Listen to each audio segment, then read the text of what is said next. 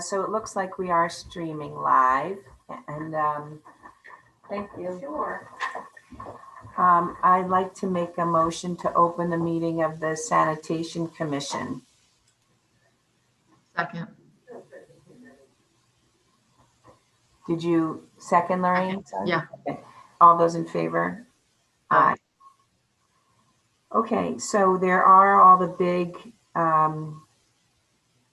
decisions to make or to review from both of our boards, basically.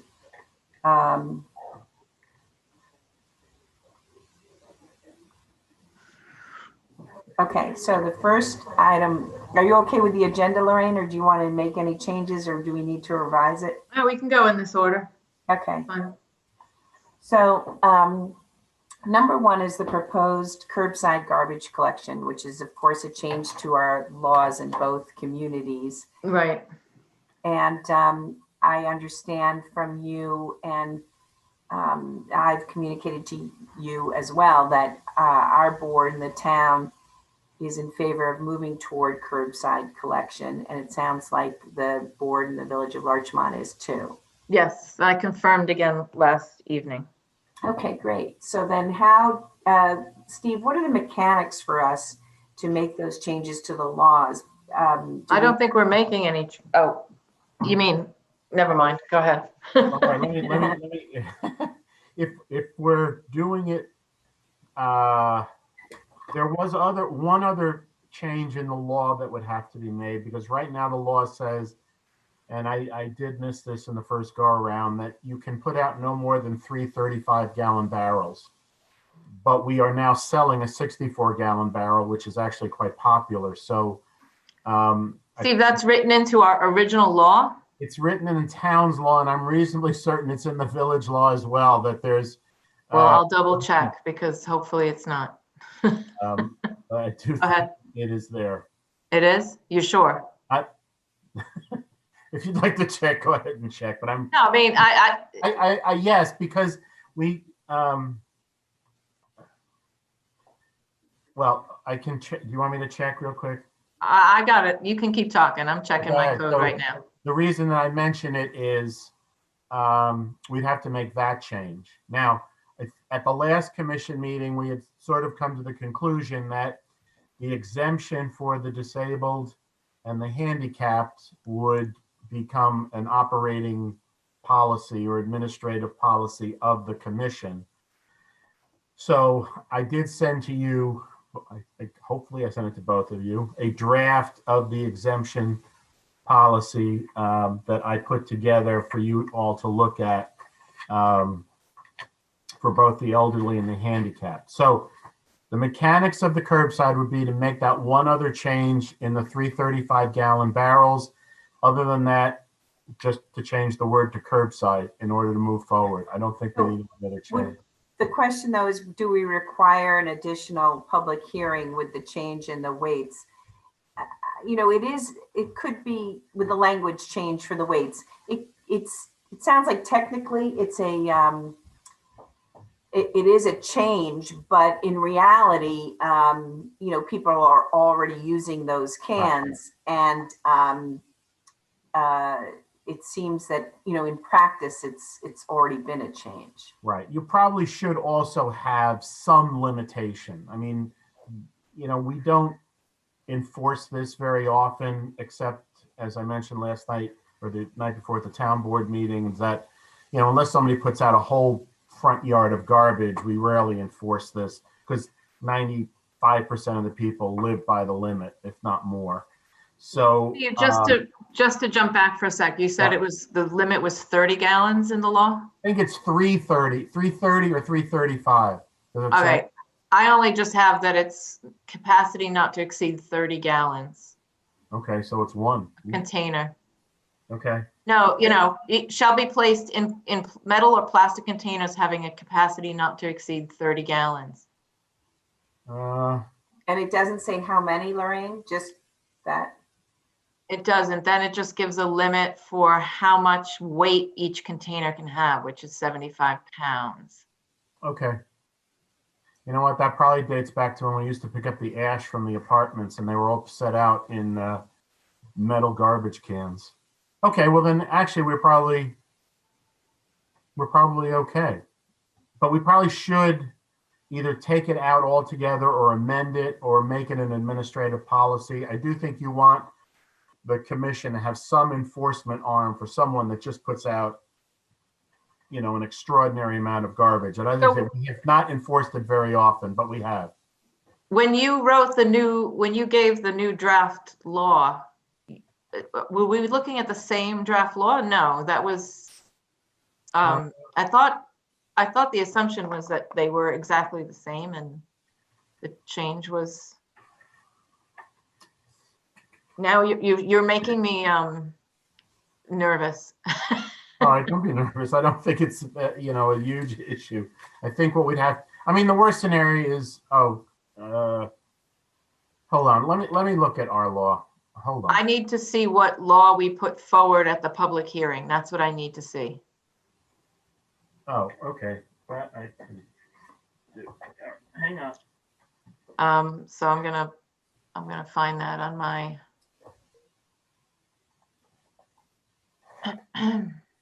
I will also look.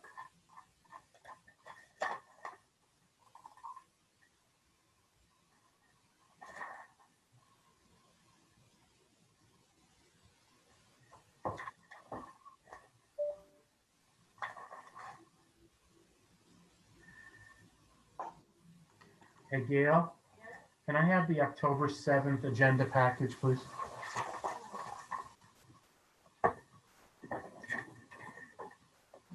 What was the date of our public hearing? October 7th. I have Gail getting my packet for me. So I'll be able to, and I believe the town and the village looked at the same law. October 6th. Well, all right, that would have been the difference in the timing of the two meetings. Wasn't that the joint meeting? Yeah, that's what I was thinking, the joint meeting. So I don't think I have that. All right, well, but you know what? There we go. The joint meeting was on the 15th. Hold on. Here we go. Oh, here we go. Oh, no, maybe not. Okay.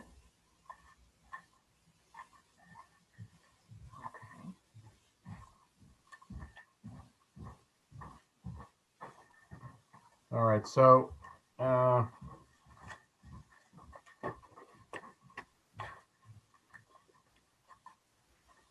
Nope.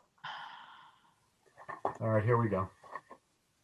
So we're amending section 183-4B.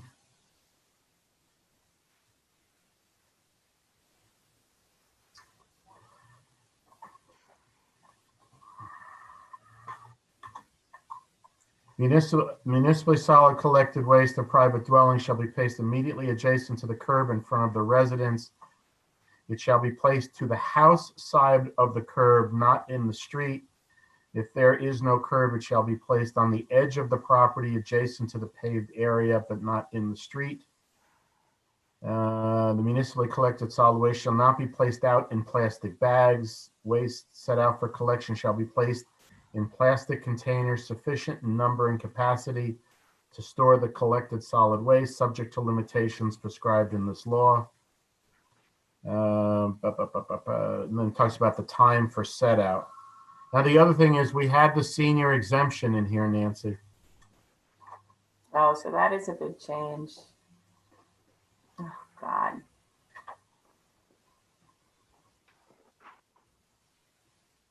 So we're going to have to ask Bill whether we have to hold another public hearing because the law will, that's a substantive change, seems to me. Yeah, I want to.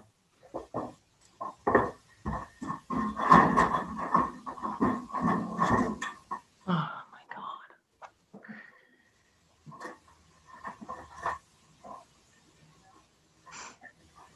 Right, it seems like the senior amendment, Lorraine, was in the law. So I guess in order to take it out, we may have to called another hearing.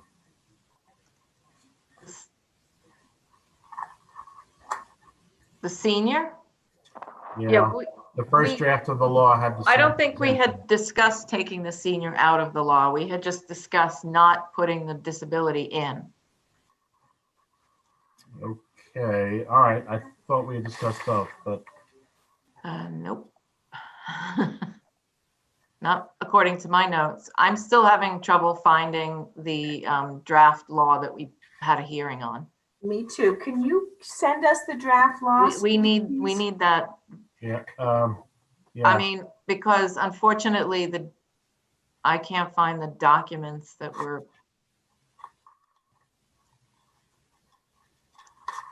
What date was the hearing? The joint hearing? The joint hearing? The town board set the public hearing on October 7th. So it had to be the following week. So was it? We had a joint meeting on November 12th. So that's probably when it was, Lorraine. It was probably when you mentioned it, yeah. And we had a joint meeting. There it is, joint public hearing. It's October 26th. Yeah. That's it. And here I got it now. Now I have the law. Steve, I do not. Can you please send Well, me? my law is different than your law. Right, but it should read the same, Lorraine. It's going to be a different code designation, obviously. Yeah. No, but so that's one thing. I just wanted to double check that this was the village's code references.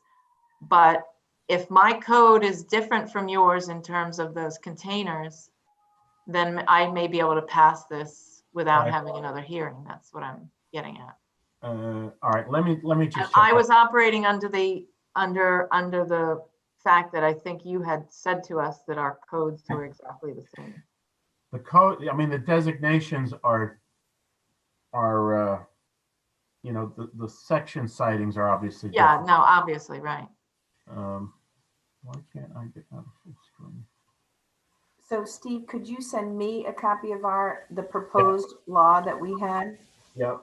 Hey, Gail, I need to give a copy of this to Nancy. Give us a copy of this to Nancy. Yeah. This is the village proposed law.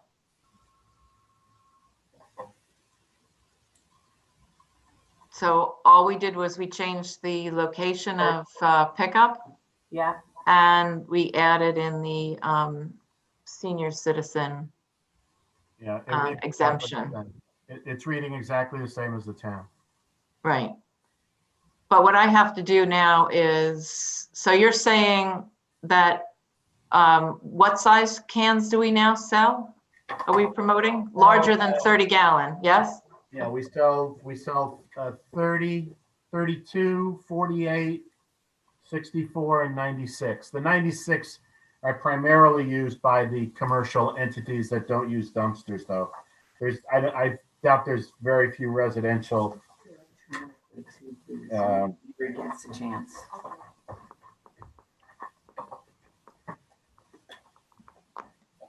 Okay, so the village code then does say that you can't use a can larger than 30 gallons.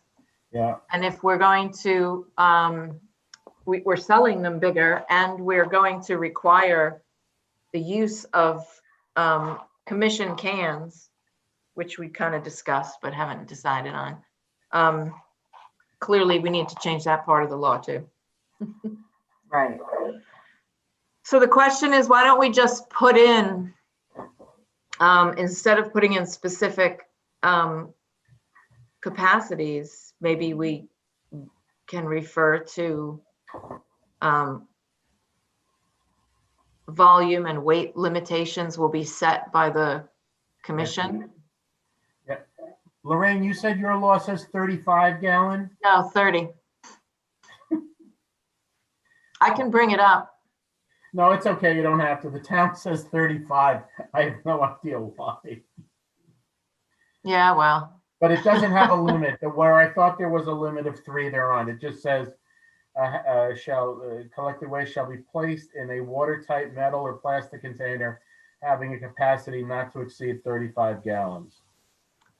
Okay, so the question is whether this has to be part of the law or it could be included in the policies of the district.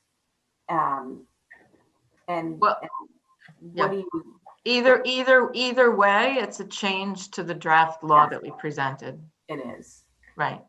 So are we getting less restrictive or more restrictive? I think we're getting less restrictive, so it might not be considered substantive change. I think that's right.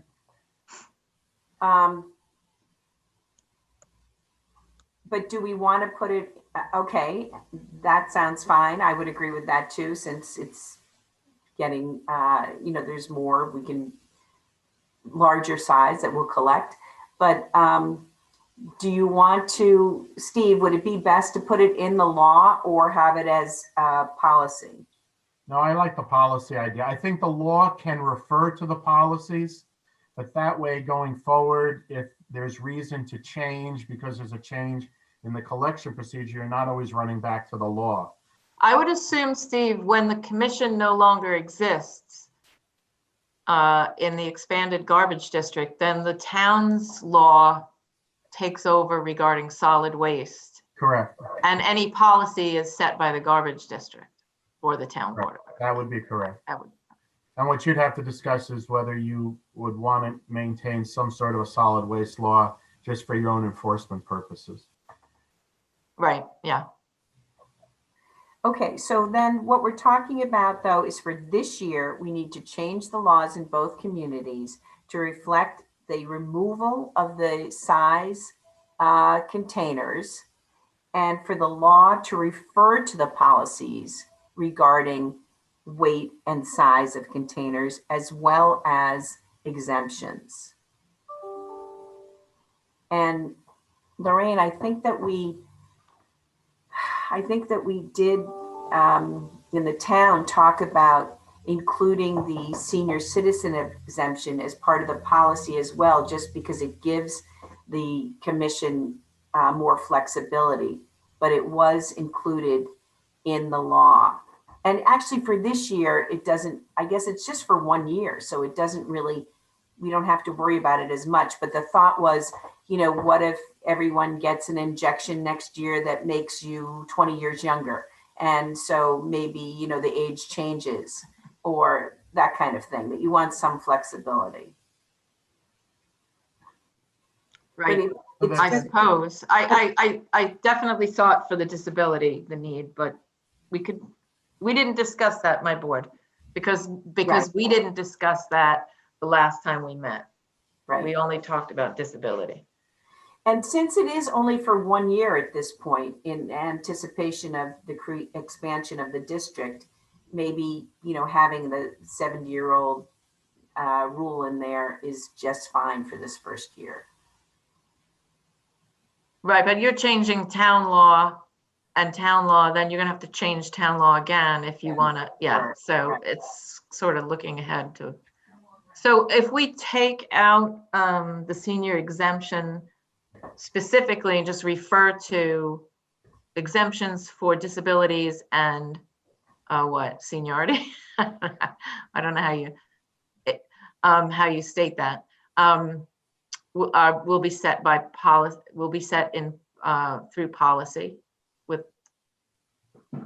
leave it at that. And then we add in a section about the capacity and weight of containers. Why don't I do this? I would then draft, I will draft like a policy, several policies. There'd be the policy for the elderly, the handicapped, the size and weights of the can, and then have the two of you adopt that policy. So we can say policies as adopted by the Sanitation Commission. In the law, you can refer to and to be right as adopted by, and to, yeah. And I can have generally you make the provision that those policies can be amended, et cetera, et cetera. Right. Right.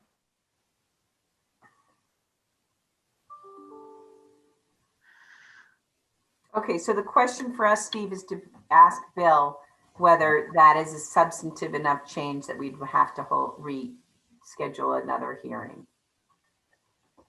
Yeah, so When would you like to, let's assume two scenarios, one where we have to do this second hearing, one where we don't. But what, in terms of formalizing this, yes, we're operating under COVID right now, and it's all going fine.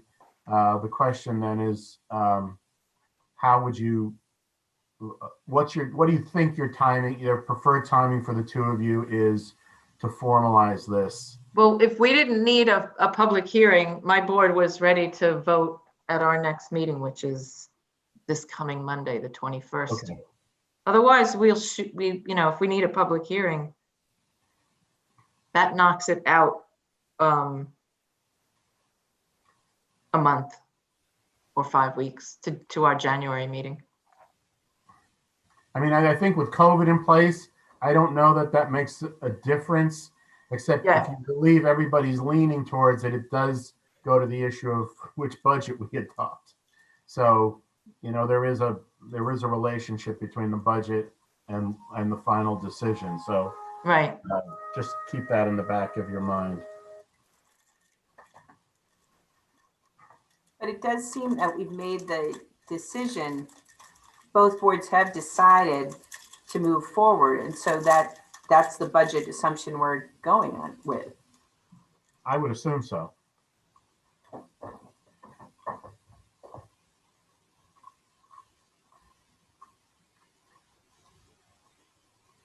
Right. So that section right there is going to get changed. Correct. And then we're going to add in another. Well, that's going to get eliminated, and there'll be a section. It's not going to be, okay. It's not going to be eliminated. It's going to be altered to reflect that it will be set by policy. Yeah, okay, all right, okay. And then we're going to have another section 3, which is going to amend the portion of the code that deals with Capacity. Required containers and storage. And for us, that's 241-13. So. Okay. So it seems to me that we'd have to approve the policies before we could approve the law. Not necessarily. I mean, you're referencing a policy. I mean, policies get changed, et cetera, but it would be good form. The policies will be easy to give you. If you want to hold one more meeting before the end of the year, I could give you something that you could formally adopt. I mean, it won't be hard to do. I just need, a couple of hours of drafting, if that. I mean, were you okay when you looked at the handicapped and the elderly? Were you, if you had a chance to look at them, were you okay with the criteria? So I didn't. I mean, the ones you just sent yesterday? No. No, you weren't happy. No, I didn't look. Okay. Yeah, I didn't get a chance to see it. All right. It's pretty clear. Let me go over the handicap. It says for residents that are physically handicapped, they must provide medical documentation of their handicap and substantially impaired from transporting a garbage cart to the curb. In addition, the resident must certify that there is no other person living in the home capable of rolling a garbage cart to the curb. Can you just read the middle sentence again, please? The middle sentence is, in addition, the resident must certify that there is no other person living in the home capable of rolling a garbage cart to the curb. Okay, it was the sentence before that, sorry. For residents that are physically handicapped, that they must provide medical documentation of their handicap, and I've missed words, sorry, and that they are substantially impaired from transporting a garbage cart to the curb. Substantially impaired.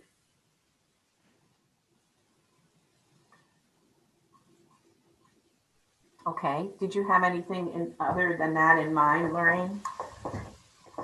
No, that sounds about right, but I want to sit with it for.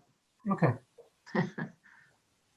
I'm much better reading something than hearing. Me too. I understand. For the elderly, I did amend that. I just, let me read it and then you can take a look. For residents over the age of 70 years old, the commission will consider an exemption from curbside collection. In order to qualify for the exemption, residents must provide proof of age, parentheses, copy of driver's license or other comparable document, and certified that there is no other person living in the home capable of rolling a garbage cart to the curb. Where applicable, the commission will work with the resident applying for the exemption on a suitable location for setting out garbage other than at curbside. Now, I did that here because there are, in searching examples, like for instance, you might be able to put the garbage right outside your garage door, or another location that wouldn't require us to go all around to the back of the home. I felt for the handicapped exemption, if they're eligible, then, you know, if they can't get it to the curb, they probably can't get it downstairs to the garage either. So in that case, it probably would be a backdoor collection or wherever the resident decides. We've actually done this a couple of times this year. We had a couple of residents that had had surgery, and we just, you know, we granted them sort of a temporary exemption, and they said, well, can I just put it outside my garage door or something like that? And we said, fine.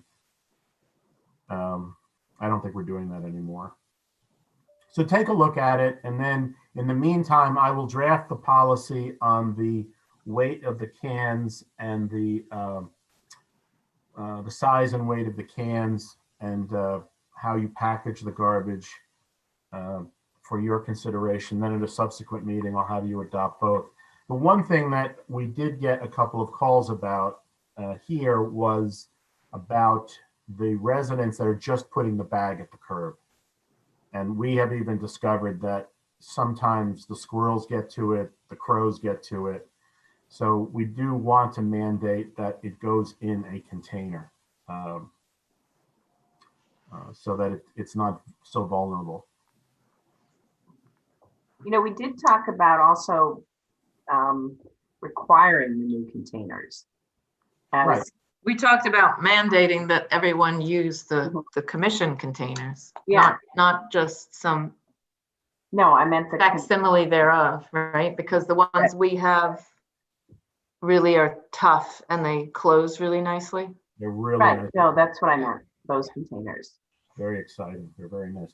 I mean, so if we're writing a container policy, it should have the sizes, it should have the fact that you must use a container and not a plastic bag at the curb. And that you have to use these particular containers, and maybe by a certain date.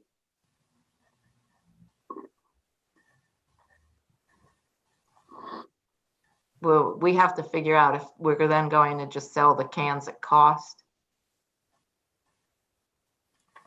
Right. Right now, we're clearing about $6 to $7 per can. So one idea would be to just take the cost of the can, add a fraction for the shipping cost, and then sell the can, you know, for maybe a couple of bucks above. Although we haven't had a hard time selling them. Although what we get above the cost of the can now, I assume by cost of can, you include the shipping costs. Yes. So that covers really administrative costs of inventory, ordering, selling. Yeah, I mean, you know, I think personally, I think if you're trying to encourage the use, you'd want to cover the shipping. You want to cover, obviously, the cost of the can. You know, it really depends how much money you want to make. I mean, I think I think making it basically, here's how much these cans cost. We're just passing them right through to you. Yeah. You know, at least and again, for a time period, right? There's a time within which you need to get these cans. Let me and if you buy them within that period, you get the cost, you get them at cost. After that time, you buy them at the commission's usual fee. I like that idea because it's a good incentive. But Right. Steve, what is our inventory situation now? Will we have to Actually really? just placed an order. I must admit, I don't have it memorized. We have, the cans we're running out of the most are the 64-gallon and the 48-gallon recycling cans. What's the those are- largest recycling can we sell? How much? Oh, I'm sorry, question? What is the largest recycling can? 48 gallons.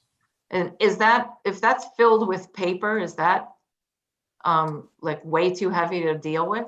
Well, you're raising, well. Because let we me may go want back, to, yeah. Because Lorraine, you're raising a good point, and that is, if we go to the mandate of the can, right now, people put their cardboard and newspaper at the curb. Sometimes the boxes are either one within the other, sometimes, although rarely, they flatten and tie them. So if we mandate the paper in the can, I think you're going to find you're going to have a 64-gallon barrel for paper and a 48-gallon barrel for commingles.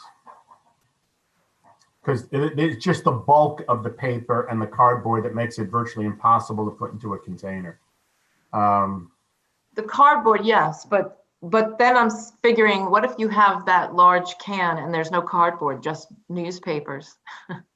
So Can the guys lift that and get it into the truck? Yes, the trucks are all outfitted with tippers. Okay, They just need to that was my concern. and flip it right in. So yes, Okay. the answer is they can do it.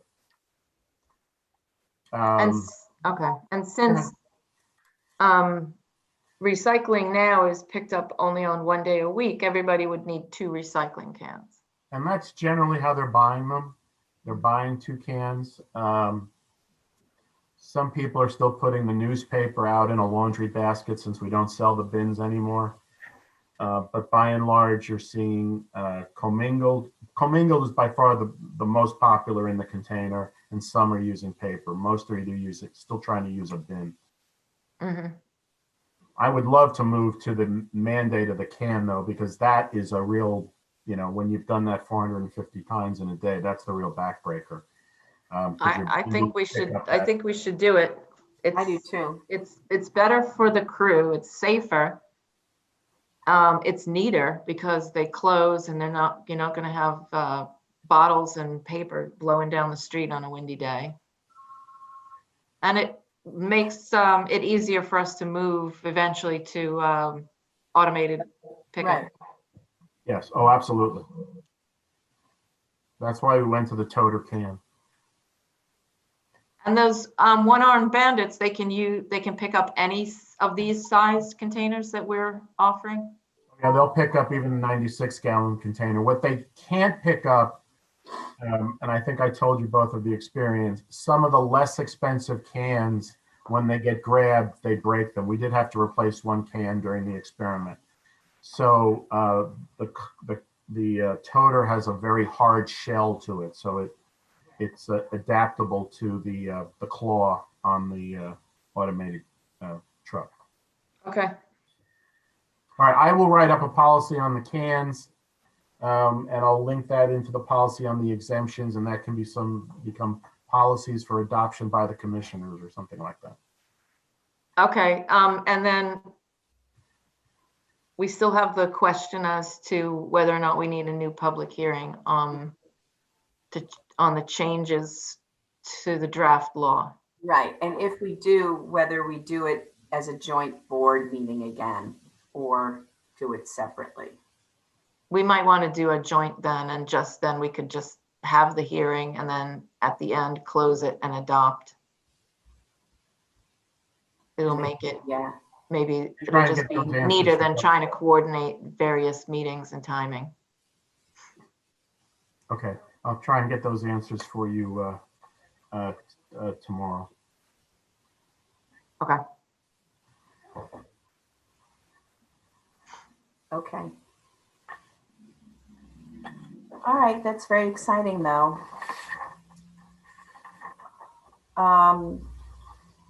Then number 2 is the review of the proposals for the extension of the district.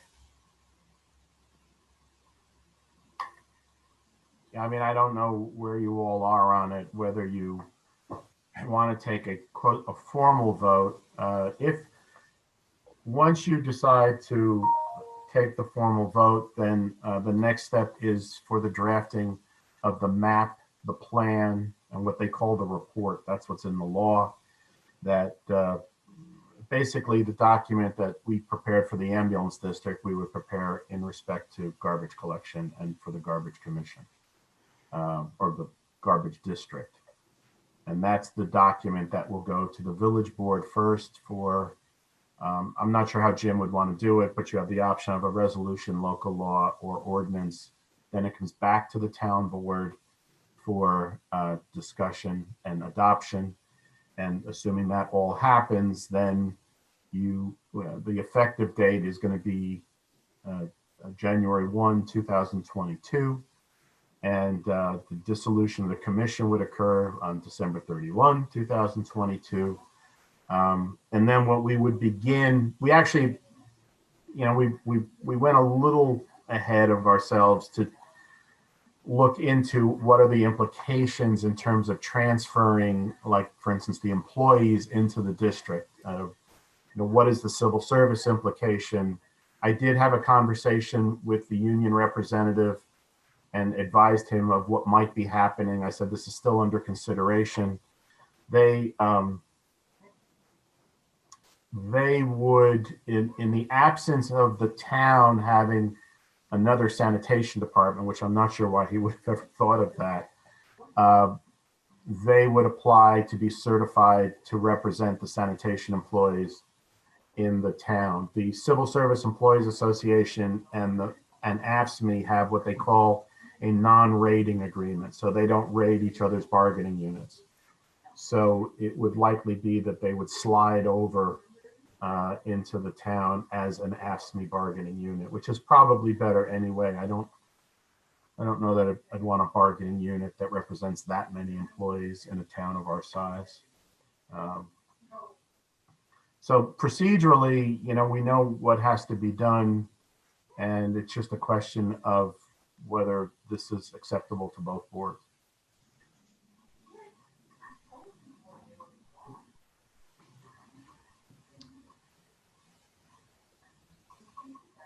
We've discussed it, as a town board. It seems to be acceptable with the knowledge that we need to negotiate about the advisory board in this case. Right. That's the, same on my side. So that's the part that needs to be hammered out, at least in basic framework, at the beginning. I think I mentioned that last time, that I thought that our timing for that should be, soon. I had said within the month, but clearly, since it's the 15th of December, but certainly by mid-January, once we've passed through the holidays, et cetera, we can. That should be. Have you and the board thought about the types of things you would want to see the advisory board involved in? Just generally, I understand it's generally speaking, it's matters of policy as regards like the delivery of services, types of services, and delivery of services. Okay. Mostly policy issues and some level of financial oversight and audit, not from the standpoint of approvals or anything, because clearly that would be in the hands of the town board. But just, right. Just review, review and discussion and access to financing, which is public anyway, but this committee would look at that in place of perhaps just ordinary citizens who might wander in every once in a while. Not in place of, but I mean, as a regular circumstance is what I meant. Right. Yeah. So how do you want to go about doing that, though? Would you imagine each one of us, each board, coming up with an idea and recommendation for the advisory committee, or do you want to propose something? And I'll then, propose, how about if I draft a proposal and then we float it? okay.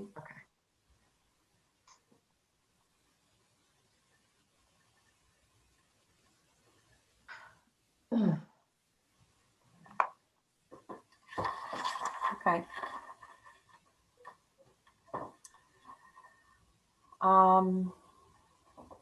Then we have number 3 is the Commission of Cash Flow Projection for 2021. You know, it says see attachment, but I did not receive this document electronically. So is it the same one that I have? I was going to put it up on the screen if that's all right. Oh, great. Okay. But Let me make sure. I need you to send it to me electronically sometime too. Well, okay. Oh. Hold on, let me get to my.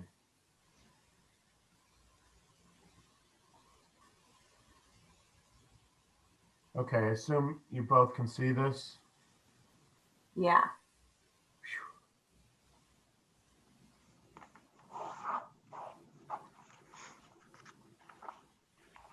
Okay, so in anticipation of the district, Tracy and I put this together. Very pretty picture of our trucks. Okay, what we did here was this was based on the last discussion that was had by the commissioners about a possible, allocation for the 2021 budget. And we talked You're about using the same budget number on the proposed this is based on the form? this is the Oh, wait, I can find it. hold on. This is a curbside. I think this is the revised curbside budget. Hold on. That is, Is that the backdoor budget? that doesn't match any numbers I have. I think that's all right. Let me let me tell you where that is from. That is the. All right, hold on a minute. I gotta go back. Is that the budget version that you sent along with this email? Maybe it comes from that. Hold on. Too many budgets. I think what we did was we had to, because there was a concern that we've got the contract coming up. I believe what we did here was we raised the contingency in the commission budget on this one. Hold on just 1 minute. Give me a second. Yep.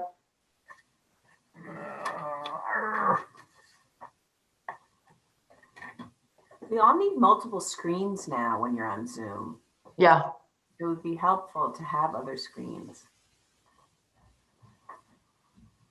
Yeah. Now the budget that was distributed is the same one we had before from the 10th of November. Attached to that email, Nancy, with the agenda. Okay.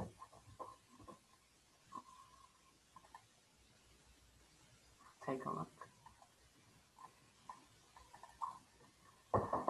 How was the event was it last weekend or the weekend before, Lorraine, about the holiday stuff in the It was great.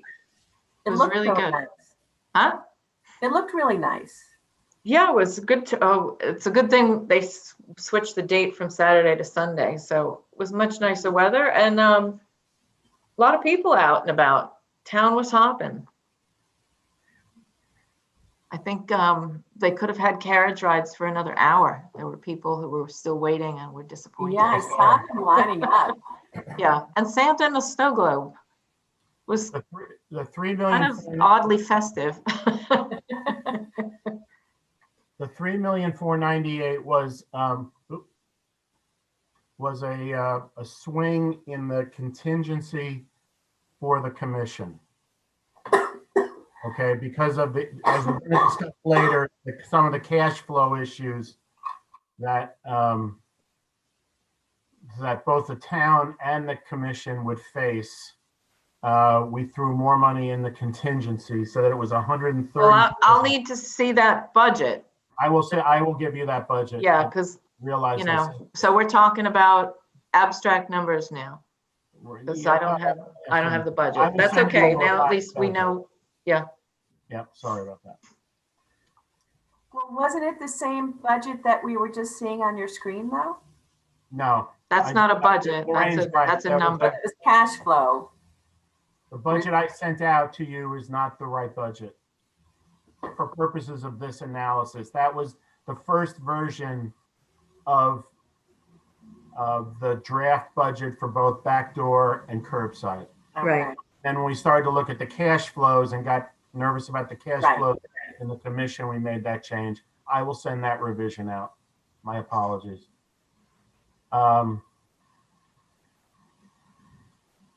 Okay, so you want to put your PowerPoint back up? Oh, you don't see it? No. Okay. No, I think Hold you on. stopped sharing. Why did I stop sharing? There we go. All right, let's start all over again.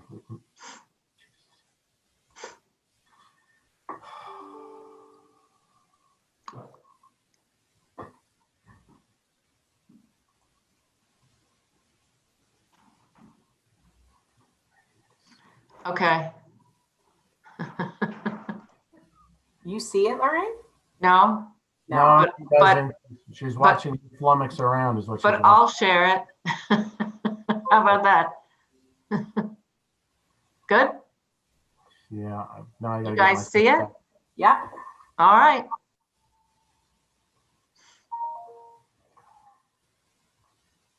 There you go. Just tell me when to click to the next page. Wait a minute, something is going wrong.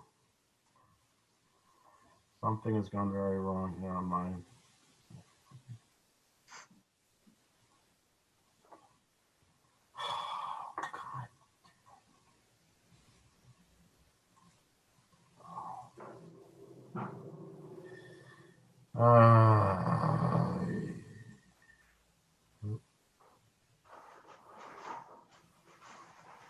I know for some reason I'm out of the Zoom and I'm trying to get myself back. We see you. We see you and hear you. You see me and hear me, but I don't Right. see anything. That's great. All right. Do you have a little zoom on the bottom of your screen? Yeah, I do, but it's oh,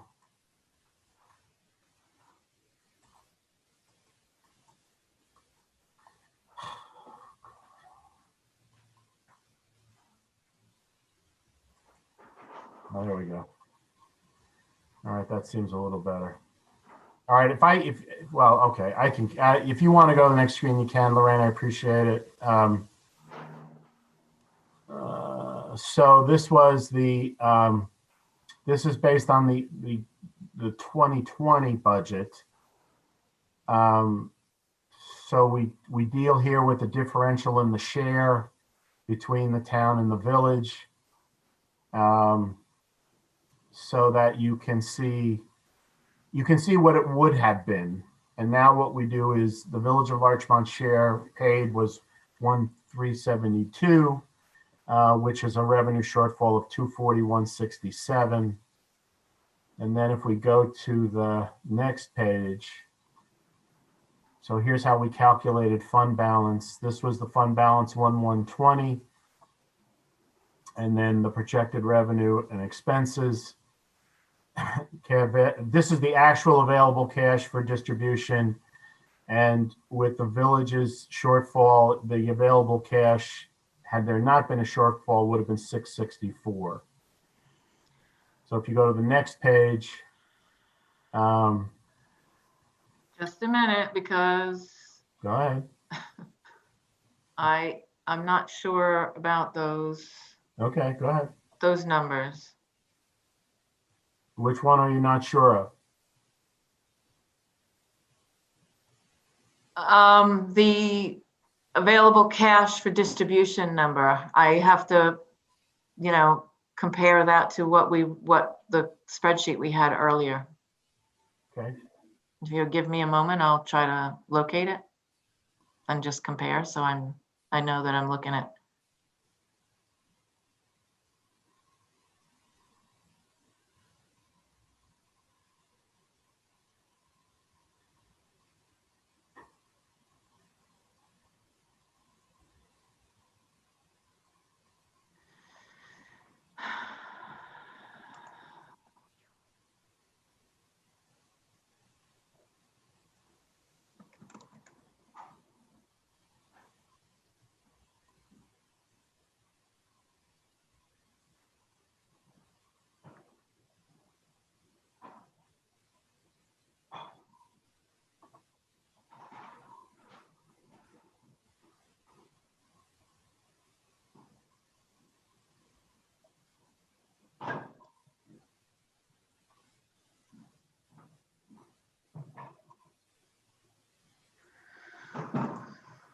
Sorry, guys. That's all right. Take your time. When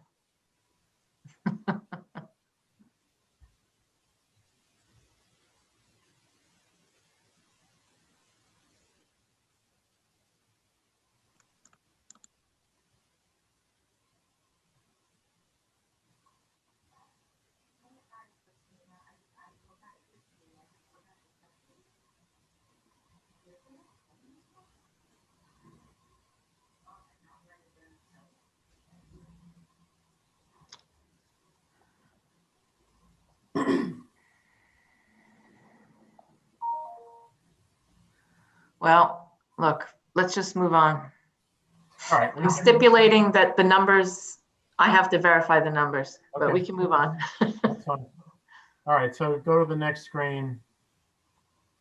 And then based on those numbers, this is how we envision the distribution of the surplus.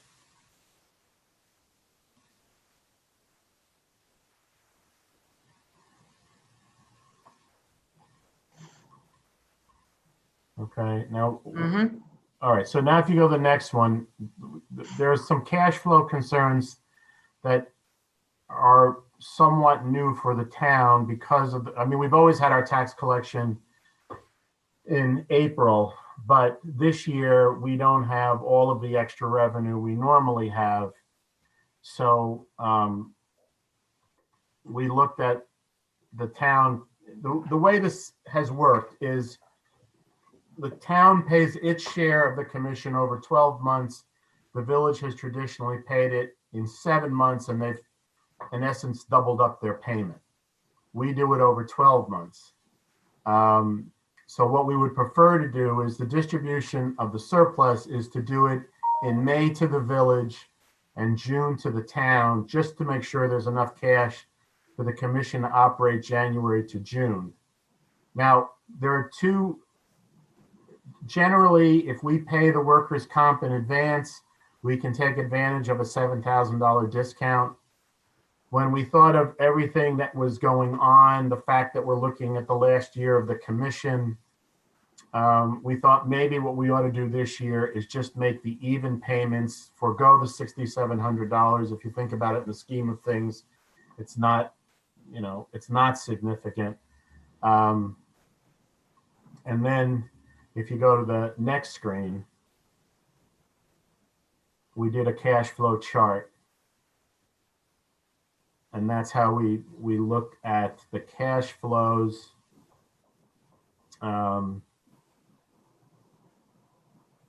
If we paid it in January, if you look at the top chart, the commission has some serious cash flow issues, which would,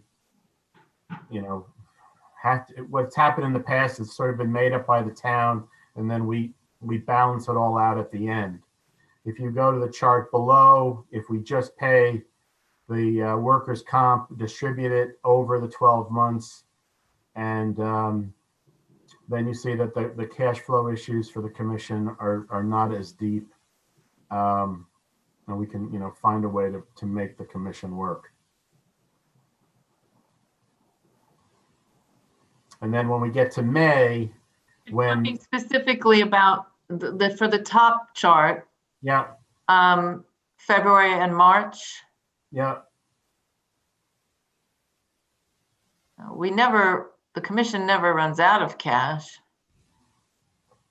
Does that cash, not that we want to, I'm just looking at that because this is the first, having received this yesterday, this is the first time I'm laying eyes on it. So that first row, cash at beginning of month, that's with Paying it up front. paying the workers' comp upfront in January. Correct. And so that's the difference between the cash at January and February, Correct. is the payment of that plus whatever other expenses come up in that month? Yeah.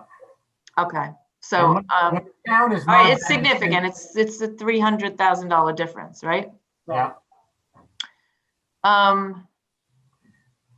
Okay, Remember too, that we're going into, I mean, let's assume all the things that we've talked about earlier. If we assume the curbside, if we're going to mandate the cans, if we're going to, if we're going to mandate the cans, we need to make normally we're purchasing them periodically. Now we'd have to purchase them in larger quantity. Advantage to that is we probably get a better price on them, but we'd have to purchase them in greater quantity. I don't know what else come up. I will let you both know that, both this year and last year, we talked about the tractor. Last Thursday afternoon, the tractor's engine threw a rod. So the 1985 tractor is Kaputski. So we are evaluating two alternatives. One is to just rebuild the engine, which is a possibility.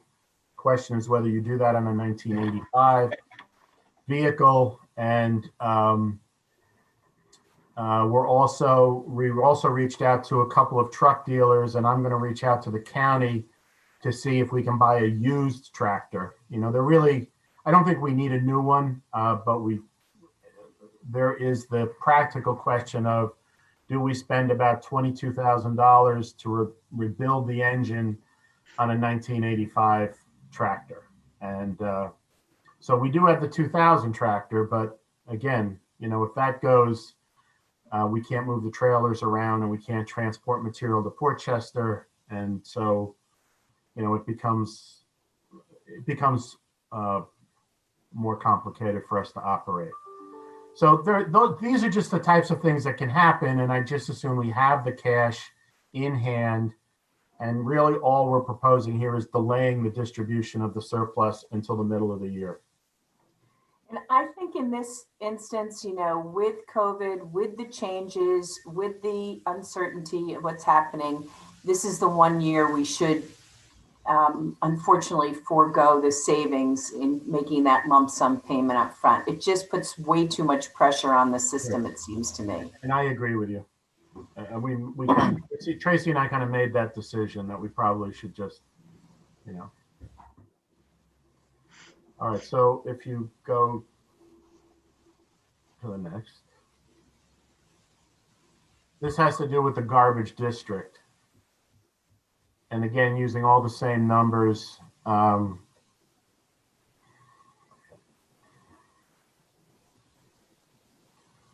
That's what the fund balance in the district would be on 12/31/20. Well, actually 1/1/22, that should say. Right.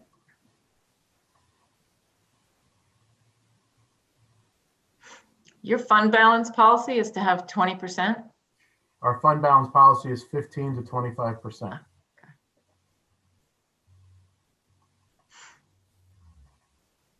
Got it. No, 50, definitely 15.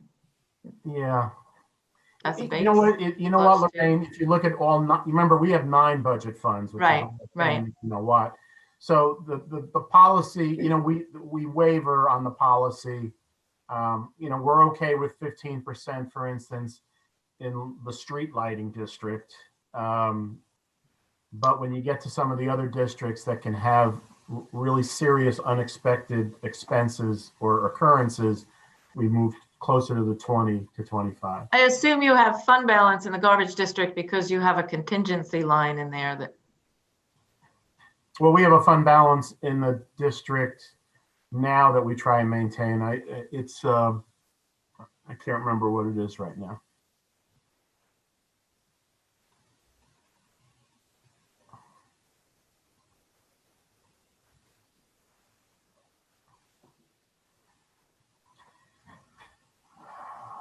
So the new information is just the issue of the cash flow for this coming year. Right. And as I say, we would normally have, we would be well into the operation of the ice rink by January. The rink alone turns over a lot of cash. So that's how we've actually kept it off the tax rolls as well. But it's cash that we can tap into. We don't have that this year. We don't have the pool income this year. And so, we can't move the money around like we normally do. Aside from having our own expenses, we also haven't been reimbursed yet for the monies for ECAS. So we're on the end of the cash balance that we're or our COVID expenses, right? What? Or from FEMA COVID, the little bit they agree to cover. Right. I mean, we did get, we got, not to digress too much, but because of Medicare, the ambulance district got a small $25,000 check through the CARES, the care funding. The Section 8 program got some money that they have to use for protection of employees and for those that are struggling with their rent. But in terms of the major funds, we did not get any money, as no one has, but. Yeah.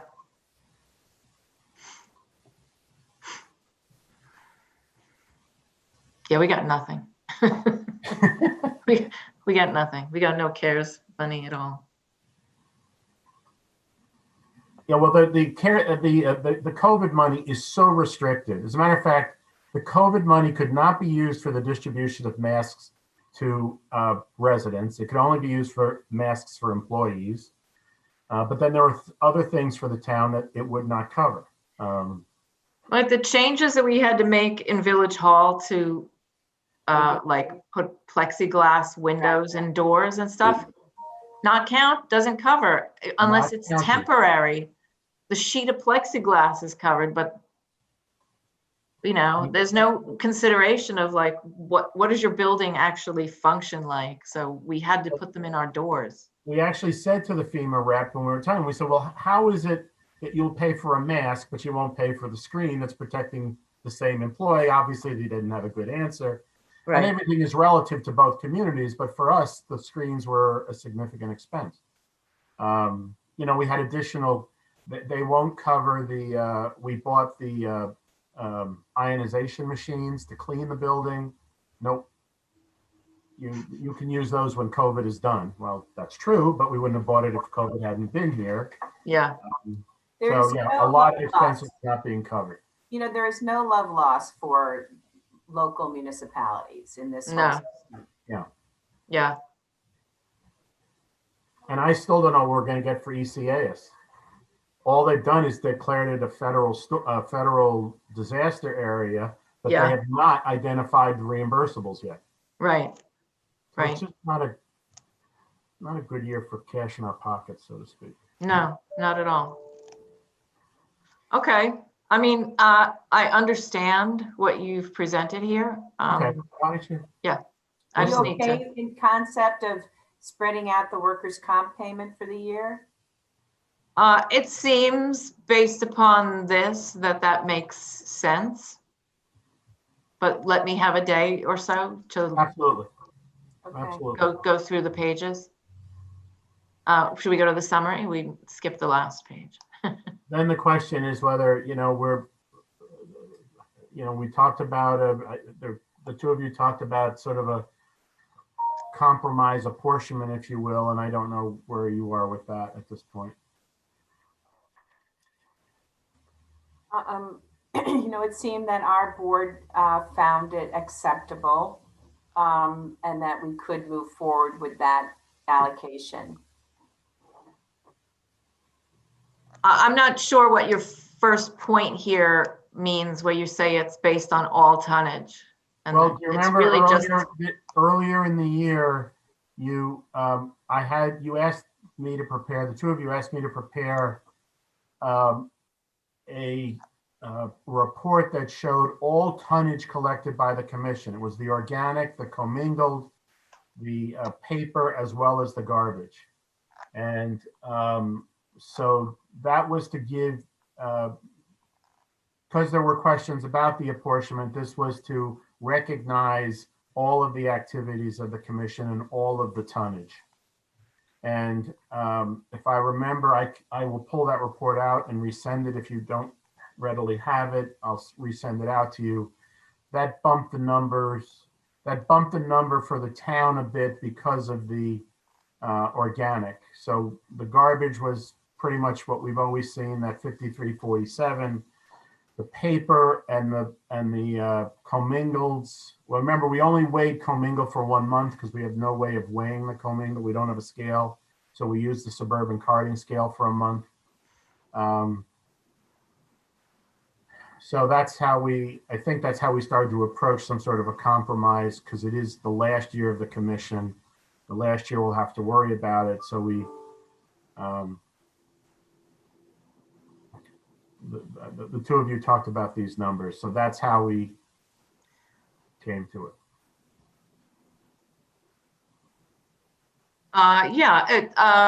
It's just the reference to tonnage. Really, all we're doing is splitting the commission costs 42.5 by 57.5. Right. It really doesn't have anything to do with tonnage at this point. It's just that was the number we agreed on. Okay. It's the apportionment, right? Yeah. Okay. Town's increase will be offset by commission's fund balance distribution.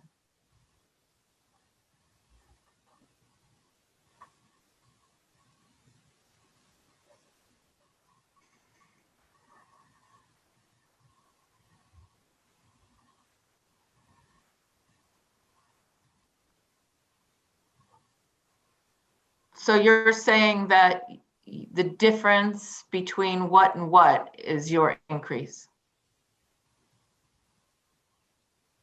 Town's increase will be offset. So you're going to use right, because we don't have enough money right now with the budget as proposed. Our share goes to $2,011,000. We only have budgeted $1,952,000. So we're short about $58,000, I believe was the number. So the board is scheduled to adopt its budget on Wednesday night.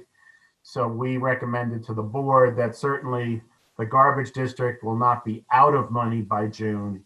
And the board could just authorize a transfer from surplus once it's distributed to make up the shortfall in what would be the town's appropriation for its share of the commission.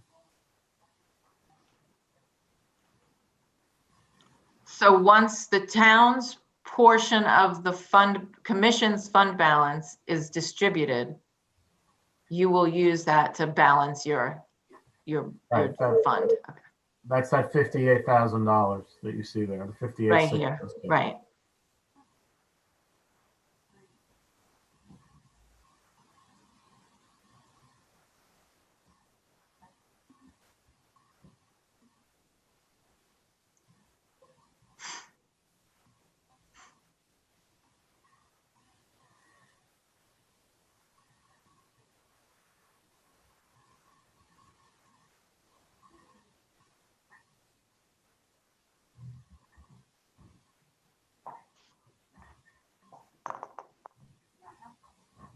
Oosh, it's late, 12:15. I just got a warning. My next meeting starts in 15 minutes. Yeah, okay, so like I said, this all I understand what you've presented. Okay, So I just need to, go through it okay. with a little bit of time.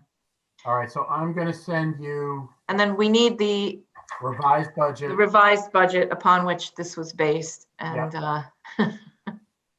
I guess we're gonna have to have another meeting anyway, because we Okay. weren't gonna adopt a budget today, but No. yeah. So All right. I think we should look at the dates for that. When could we do that? I'm pretty free next We're week. seeing family for Christmas. We could do it for Christmas. I'm only kidding. I'm only kidding. Tuesday and Wednesday next week are good with me. Hold on. I could do Tuesday in the Yeah.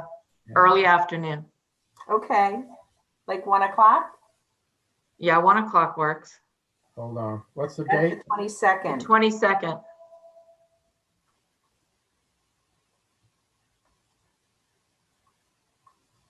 How early in the afternoon? I actually have a negotiating session with the commission employees at 2.